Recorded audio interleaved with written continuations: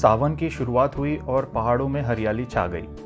सह्याद्री पर्वत श्रृंखला में से एक है कर्नाला, जो अनेक सुंदर पक्षियों का घर है, और इसी घर में एक छोटा सुंदर किला भी है जो आज बादलों में छुपा हुआ है। आइए आज इसे ढूंढते हैं। नमस्कार, मैं पराग पिंपलीकर। पनवेल स्टेशन पे पहुंचकर देखा लोगों का हुजूम सुबह सुबह अपनी ट्रेन पकड़ने के लिए दौड़ रहा है, और मैं सुकून से कर्नाला की ओर निकल पड़ा था।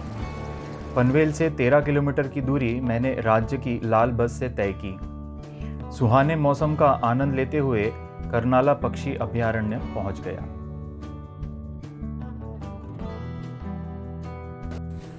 यहाँ का प्रशासन अनुशासन प्रिय है। हर बैग की जांच होती है। अंदर प्लास्टिक वर्जित है। पक्षियों की 170 प्रजातियां यहाँ पाई जाती हैं। प्रवेश करते ही आप एक अलग ही जगत में आ जाते हैं। मधुर पक्षियों की आवाज बाहर के शोर भरी दुनिया को भुला देती है।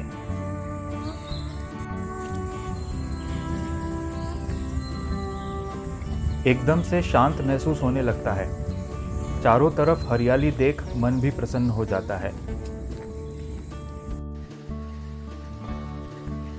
यहाँ से किले की ओर पगडंडी शुरू होती है।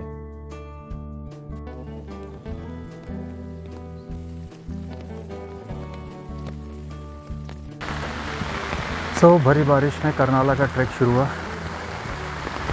फुल तेज़ बारिश है, 2 दिन से बारिश हो रही है, और यही सही टाइम था कर्नाला चढ़ने का। शुरू में रास्ता आसान है और पेड़ों से ढका हुआ है। प्रशासन ने जगह जगह संकेत पटल लगाए हैं जहां विभिन्न वनस्पतियों की जानकारी लिखी हुई है। यहां का अनुशासन देख के मैं अचंभित था। एक भी प्लास्टिक का टुकड़ा पूरे रास्ते नहीं दिखाई दिया। प्रशासन को इस स्वच्छता को बनाए रखने के लिए मानना पड़ेगा। कर्नाला की अनुशासन प्रणाली को अन्य किले और ऐतिहासिक स्थानों पर भी लागू करवाना चाहिए। बारिश शुरू हुई थी, नई घास और फूल पत्तियां अंकुरित हो गई थी, और बरसाती वन्यजीव बाहर निकल पड़े थे। कर्नाला की विशेषता है ये पेड़ों की जड़ों को प्राकृतिक सीढ़ियां बनाती हैं और आपको चढ़ने में आसानी होती है। 2 दिन से बारिश हो रही है मुंबई में, और आज यहाँ कर्नाला में बहुत ही खूबसूरत वातावरण है।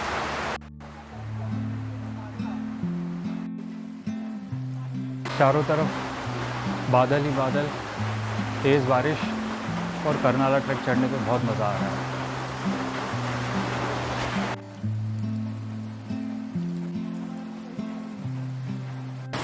प्रकृति को हमारी आवश्यकता नहीं है, लेकिन हमको प्रकृति की बहुत आवश्यकता है। इस प्रकृति की संभाल हमें करनी ही होगी, जिम्मेदारी और अनुशासन से, नियम का पालन करते हुए। एक परिवार के 3 सदस्यों में 3 साल की नन्ही भी साथ चल रही थी। हिम्मत की दाद देनी होगी। गीली मिट्टी, पत्थर और वन्य जीवों को संभालते हुए मैं भी धीरे धीरे किले की ओर बढ़ रहा था। छोटे झरनों ने कानों में मधुर कलकल का सुर लगाया हुआ था।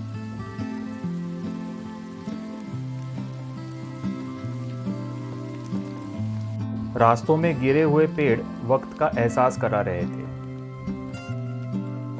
कर्नाला की चढ़ाई सुनने में ऐसा था कि आसान है, लेकिन चढ़ने में इतनी भी आसान नहीं है। काफ़ी खड़ी चढ़ाई है और बीच में बहुत पत्थर हैं। बारिश बहुत ही ज़्यादा तेज़ हो गई है। यहाँ पे एक शेड दिखा है, शेड के नीचे थोड़ा सा रुक जाते हैं, फिर थोड़ी बारिश कम होगी तो आगे चलेंगे। बारिश कम तो नहीं हुई, लेकिन मौसम ने थकान कम कर दी थी।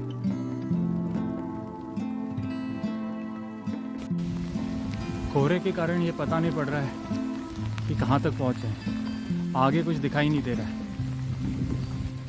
ऊपर कितना चढ़ना है और समझ में नहीं आ रहा।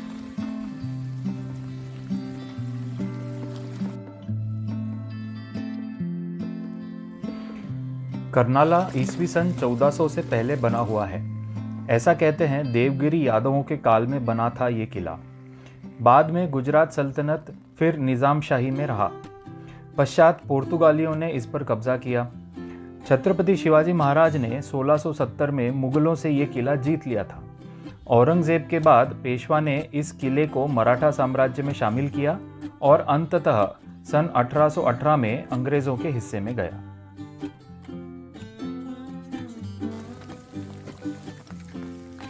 करनाई देवी का ये सुंदर मंदिर प्राचीन काल से बना हुआ है।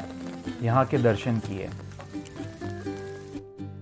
क्रांतिकारी और स्वतंत्रता सेनानी वासुदेव बलवंत फड़के कुछ समय इस किले पे रहे थे। पहले दरवाजे के अवशेष बचे हुए हैं। किले की दीवारें अभी भी मजबूत हैं। बादल, बारिश, कोहरा और धुंध ने एक अलग समा बांध दिया था। किसी कलाकार ने अपनी कलाकृति यहाँ साक्षात कर दी हो जैसे। धुंध ने करनाला की चोटी को पूरी तरह ढक रखा था।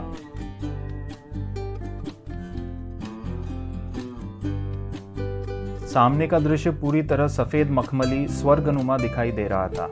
ऐसा अनुभव मुझे पहले कभी नहीं हुआ था।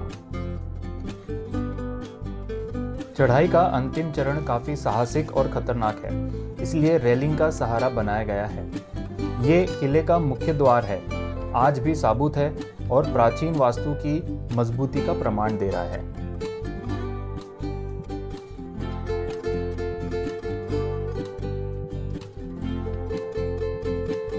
प्रवेश करते ही किले के वास्तु अवशेष दिखाई देते हैं। आज कोहरे के कारण सब धुंधला दिखाई दे रहा है। किसी समय यहाँ राजकीय सत्ता हुआ करती थी। अनेक सत्तांतरण इस किले ने प्रत्यक्ष देखे हैं। 1000 साल के इतिहास का प्रमाण देती हुई किले की कुछ शेष दीवारें अभी भी खड़ी हैं।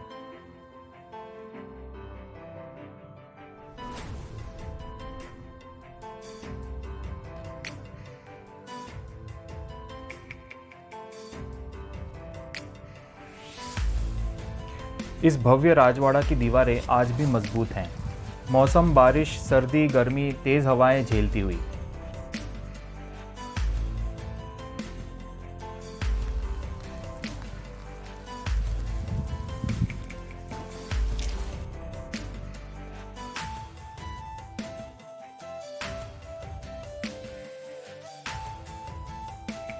अंगूठे सदृश किले का ऊपरी हिस्सा एक कोण के आकार का है।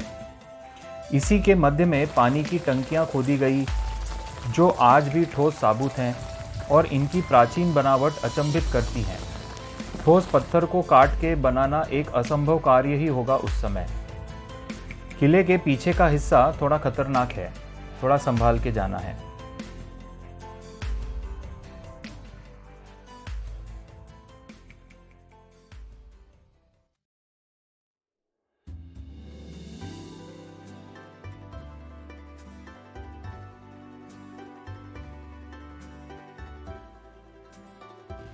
किले का ऊपरी हिस्सा 2 भागों में बटा हुआ है।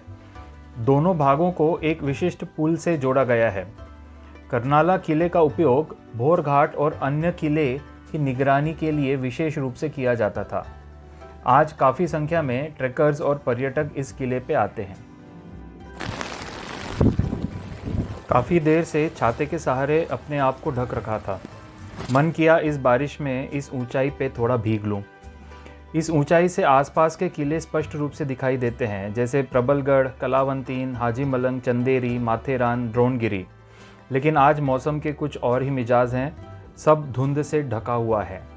प्रकृति का ये भी रूप बहुत रमणीक है। थोड़ा साहस करके बरसात में आए।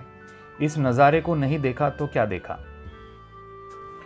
हमेशा की तरह इस नज़ारे में खो जाने का मन किया, यहीं रह जाने का मन किया। लेकिन आगे और भी मकाम बाकी हैं, अभी बहुत कुछ देखना बाकी है। आपको ये वीडियो कैसा लगा कमेंट में ज़रूर बताएं। चैनल को सब्सक्राइब करना न भूलें।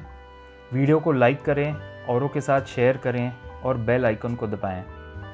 नमस्कार।